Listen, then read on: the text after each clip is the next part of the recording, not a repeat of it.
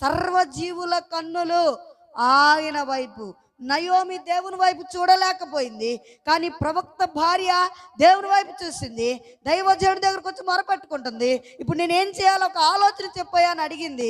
ఆ ఆలోచన ప్రకారం ఆమె చేసింది. కనుకనే ఆమె తృప్తిగా భోజనం చేయగలిగింది, సమస్యలు తీర్చగలిగిన దేవుడు సమస్యలు తీర్చేసాడు ఆమె కుటుంబంలో.